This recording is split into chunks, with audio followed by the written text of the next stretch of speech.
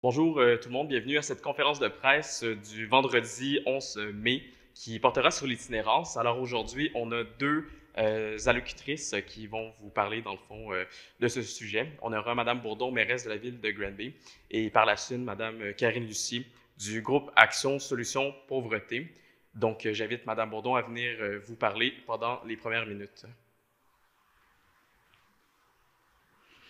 Merci beaucoup, Marc-Antoine. Oui, effectivement, aujourd'hui, on voulait traiter du sujet de l'itinérance, un sujet qui est pas nouveau, mais qui est quand même émergent à Granby et qui est un peu partout aussi au Québec. Au niveau de l'itinérance, on voit que autant à Roberval, à Saint-Joseph-de-Sorel que dans les grandes municipalités, il y a maintenant de l'itinérance et on doit s'en préoccuper. Donc, c'est vraiment pas un phénomène unique à Granby. L'an passé, on a eu l'expérience, puis on a vraiment favorisé une approche qui favorise la cohabitation avec la population. Parce que personne, et je dis bien personne, ne mérite d'être exclu ou rejeté. Donc, on veut vraiment travailler, lorsqu'on parle des personnes en situation d'itinérance, on veut vraiment travailler de façon digne et dans le respect. Et de façon humaine, bien entendu. Donc, ce qu'on souhaite mettre en place, c'est une approche de cohabitation sociale. Comment on peut tous vivre ensemble, parce que le phénomène existe, les gens sont là, donc comment on peut s'assurer de bien vivre ensemble, autant pour les personnes en situation d'itinérance que nos citoyens et nos citoyennes.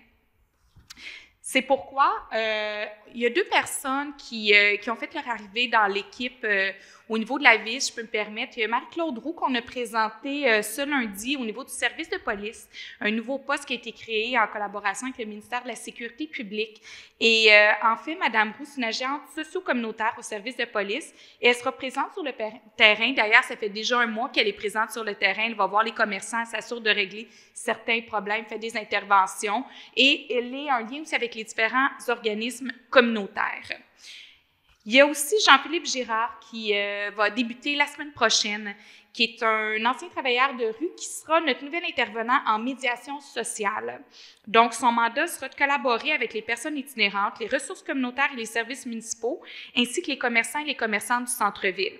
Donc, en fait, Jean-Philippe, c'est vraiment un poste qui a été mis en place par la Ville parce qu'on souhaitait cette année, suite à un peu la saison estivale l'an passé, on souhaitait s'assurer de mettre en place des ressources sur le terrain pour avoir une meilleure cohabitation. Il y a aussi une page web qui est mise en ligne. Donc, cette page web-là va permettre de donner des informations parce que des fois, les gens, lorsqu'ils connaissent un petit peu moins, peuvent avoir peur, peuvent avoir un sentiment d'insécurité. Donc, ce qu'on souhaite, c'est vraiment informer la population. C'est quoi le phénomène d'itinérance? Comment on peut interagir avec les gens? Qu'est-ce qu'on peut faire? Et si jamais il arrive des situations où on souhaite avoir plus d'informations, où on souhaite faire un signalement, il y a un formulaire qui est disponible sur le site web qui peut être rempli et que M. Jean-Philippe va recevoir et pourra traiter par la suite. Il y a aussi des rencontres avec les commerçants qui vont être faites, dont une la semaine prochaine, pour s'assurer de bien comprendre les enjeux qui sont faits, mais s'assurer aussi de dire que c'est une responsabilité qui est partagée.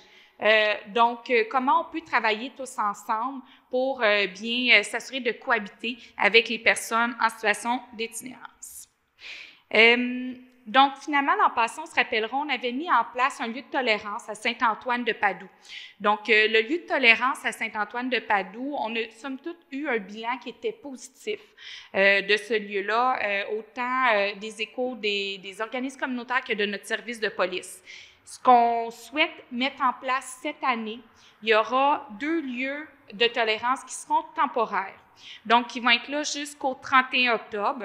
Donc, c'est vraiment des lieux qui seront temporaires. Un, pas loin du cimetière Cowie, sur le côté plus proche de la rivière. Et l'autre, le terrain Yamaska, au coin de la rue Cowie et Robinson. Donc, ça sera ces 2 lieux-là qui vont être mis en place comme lieu de tolérance pour les personnes vivant en situation d'itinérance. Il y aura un code de vie qui va être mis en place pour s'assurer de garder les lieux sécuritaires et d'avoir un climat calme et respectueux. Les tentes et les vélos seront permis seulement et le matériel de combustion ne sera pas permis. Donc, ça sera nos différents intervenants qui vont s'assurer de bien faire suivre ces règles-là, donc au niveau des différents lieux de tolérance. Et l'objectif de ces lieux-là, c'est de permettre la stabilité des personnes qui sont là. Donc, au lieu de toujours être en démantèlement ou de changer de place, on veut quand même créer une stabilité, permettre des meilleures interventions, permettre des meilleurs suivis et que tout le monde se sente en sécurité, autant les personnes vivant en situation d'itinérance que la population. Donc, c'est vraiment les objectifs. Par contre, c'est une solution qui est temporaire. Hein, on s'entend, c'est pas parce qu'on met en place des lieux de tolérance qu'on va régler le problème d'itinérance. Ce n'est pas une solution en soi. On agit de cette façon-là, mais c'est vraiment une solution qui est temporaire. On doit plutôt agir de façon globale. Et c'est un peu ça qu'on veut faire, parce que bon, il y a des concertations qui existent ici, et on veut tendre quand même vers l'itinérance zéro, mais c'est pas juste la ville, c'est pas juste les organismes communautaires qui doivent le faire, on doit le faire en collaboration avec les différents paliers de gouvernement, dont le CIUS, bien entendu. D'ailleurs, j'ai pu m'entretenir dans les dernières semaines plusieurs fois, autant avec le ministre Carman qu'avec le CIUS, au niveau des différents enjeux qu'on vit, au niveau de l'itinérance. Donc, on a bien nommé c'était quoi nos attentes face au CIUS. On a besoin d'une meilleure concertation au niveau de l'accueil psychosocial, d'une meilleure communication avec eux, puisque c'est pas nous qui peut intervenir au niveau psychosocial sur le terrain. On a besoin, on a chacun nos rôles, et d'ailleurs, les rôles doivent être mieux définis. Et ça, c'est une demande aussi de plusieurs municipalités du Québec. Quel est le rôle de chacun et comment on doit mieux définir les rôles? Donc, autant le rôle du CIUS, le rôle des villes. Possiblement que oui, on en prend plus cette fois-ci parce qu'on veut s'assurer que notre population se sente en sécurité, mais tout ne nous appartient pas aux villes. C'est vraiment des responsabilités qui sont partagées. Donc, finalement, ce qu'on souhaite, c'est vraiment une cohabitation sécuritaire pour tous. Donc, le message qu'on veut lancer à la population, c'est la ville va demeurer sécuritaire. Et tout ça, ça se fait en concertation avec les différents intervenants du milieu, que ce soit le service de police, que ce soit nos organismes communautaires. Donc, c'est pas juste la ville qui décide d'aller dans une direction, on le fait en concertation avec le milieu. Puis d'ailleurs, on peut compter sur plusieurs organismes communautaires qui nous appuient là-dedans. Et ça me permettra de laisser la parole à Karine Lucier, qui est responsable du groupe Action Solutions Pauvreté, venir vous dire quelques mots. Bonjour tout le monde. Ah oui, Yvette, évidemment. Donc, Karine Lucier, coordonnatrice du groupe Action Solutions Pauvreté. Je voudrais commencer par remercier la Ville, en fait, et Mme Bourdon, là, justement, pour ce beau travail de collaboration-là. On le sait à quel point c'est important, donc on ne peut pas, au niveau du communautaire, travailler tout seul. Les enjeux sont trop importants. Au niveau du comité itinérance, on travaille fort sur beaucoup de projets différents. Donc, vous en avez entendu parler là, probablement, hébergement à bas seuil, donc au passant. On a les haltes chaleurs qu'on a mis en place dernièrement, depuis quelques années, en fait, là, avec nos partenaires qui ont décidé d'embarquer avec nous dans ce projet-là. Et puis, pour parler de quelques chiffres, de montrer à quel point l'itinérance est de plus en plus présente sur le terrain. La halte chaleur, cette année, c'est distribué en fait en 3 endroits, donc en halte crise entre elles pour l'hébergement pour les femmes. Ensuite de ça, on a eu le partage Notre-Dame et puis aussi on a eu le passant hébergement pour hommes. Donc, je donne quelques chiffres rapidement là, pour montrer à quel point c'est assez troublant l'augmentation. Là, on parle pour le partage Notre-Dame de 3 342 entrées.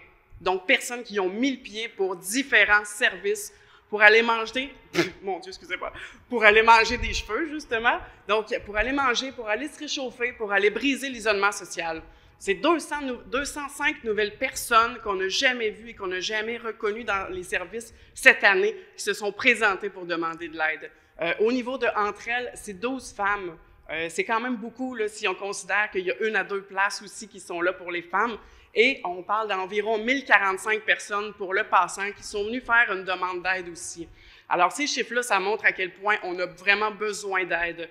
C'est sûr qu'avec ça, bien, il y a beaucoup de problèmes qui viennent, qui sont nouveaux au niveau de la santé mentale, les problèmes concomitants qui sont de plus en plus présents. Donc, c'est sûr qu'on a besoin d'aide. Donc, des projets comme ça, bien, ça nous permet à nous, aux intervenants et aux collaborateurs, là, de pouvoir aider encore plus ces personnes-là. J'aimerais souligner le beau travail du comité itinérance là-dessus, en fait, parce que dans le fond, tous, en étant tous ensemble, c'est comme ça qu'on peut réussir à faire une belle différence.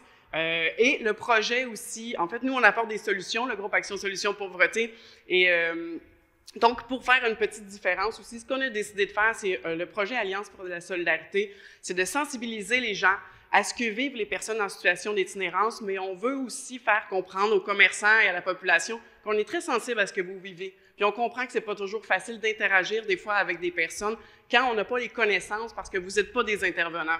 Donc, on est en train de travailler sur un projet, d'aller vous interroger, d'aller communiquer avec vous pour savoir qu'est-ce qu'on peut faire pour vous aider, pour mieux vous outiller. Nous, en fait, l'objectif du GASP, c'est vraiment d'y aller avec la sensibilisation. Alors, comme Mme Bourdon le disait tantôt, c'est une affaire de tous. Hein? C'est pas à la ville à gérer ça, c'est pas au CIUS, c'est pas au communautaire. C'est vraiment un travail tous ensemble de collaboration. Donc, ce projet-là va permettre de pouvoir outiller les gens et en même temps de leur faire comprendre un peu ce que vivent ces personnes-là. Et il va y avoir des vidéos et des outils qui vont être publiés sur notre site, sur le site de la ville aussi, ainsi que tous les organismes communautaires pour vous aider aussi à rediriger peut-être, à faire du référencement pour les personnes, donc avec tous les organismes qui sont présents dans notre région. Alors voilà, merci beaucoup encore à tous ceux qui font partie du comité de loin et de proche aussi, et tous les partenaires, parce qu'ensemble, on peut faire une différence. Merci. Merci beaucoup, Mme Lucier, Mme Bourdon. Je vous invite, dans le fond, en fait, la conférence de presse au niveau des allocutions, c'est terminé. Je vous invite à faire un scrum, en fait, puis par la suite, on pourra peut-être faire des entrevues personnalisées à la suite du scrum. Donc, je vous invite simplement à venir nous rejoindre ici, puis on va pouvoir répondre à vos questions avec l'ensemble des intervenants qui sont avec nous.